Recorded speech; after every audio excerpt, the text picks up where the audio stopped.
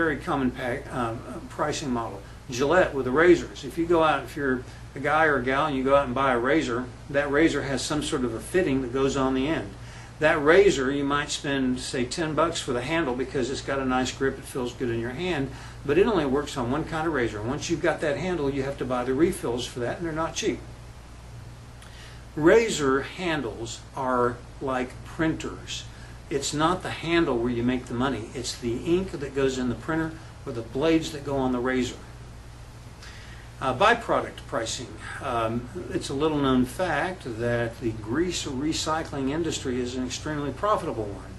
It's kind of messy, a little bit smelly, and not everybody wants to be in that business, but those people that don't mind that can make a really nice living by pumping out grease traps at restaurants, which is constantly collecting grease. It has to be done every few weeks or month or so, depending upon the size of the trap in the restaurant and so on. But that grease can be taken and recycled and reused in a variety of things like diesel fuel and other stuff. So, recycling byproducts. Manufacturer's suggested retail price is another thing, and then airlines. They use follow the leader pricing. Follow the leader pricing is doesn't give you the ability to be an industry, an industry trendsetter, but it does, in certain industries it's kind of accepted. You can either set the price, match competitors' prices. It does rob you of the ability to be perceived as, somebody unique. You won't typically find Virgin Atlantic being a discount pricer. They tend to differentiate themselves based upon the experience, the cabin experience, and not follow the leader on pricing. So now let's talk a little bit technically about some of the more technical aspects of pricing. There's the concept of markup. If you're a retailer, the markup is the retail price minus your cost. If you're buying it at wholesale, let's say you're buying something for $10 and selling it for $30. $20 is your markup. So the difference between retail price and your cost is the markup. So there's two concepts. There's markup on price and there's markup on cost, and it really is very simple.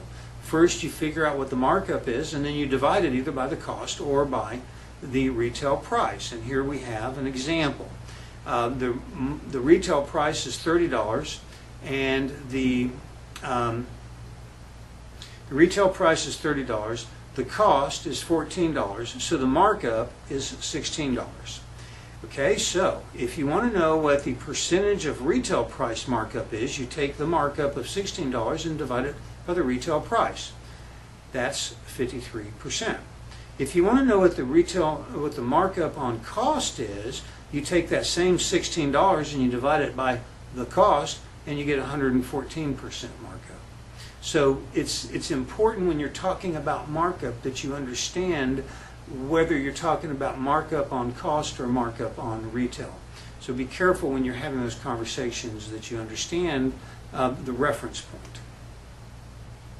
Below market pricing is dangerous because it is a way for you to really potentially lose both brand image perception as well as cash. But if you are able to trim your costs, you can make money. And the costs that you would want to trim would be things like delivery, installation, your losses due from credit, and sales assistance. So maybe having a store without a lot of sales associates lowers your selling costs. Having just-in-time delivery on your inventory lowers your inventory costs. That sort of thing. Pricing for manufacturers is a little different. Manufacturers, of course, have to be concerned with not only the direct cost of manufacturing, things such as the labor costs and material costs that go into the product, but they also have overhead costs, the building, the utilities, the cost of marketing, the cost of management, the cost of delivery, all those kinds of things have to be considered as well. So you have your direct variable costs and you have your absorption costs. They're concerned with break-even cost to manufacture. So here's an example of the formula effectively in summary that a manufacturer would be looking at. The break-even price of the selling price of the product would be a function of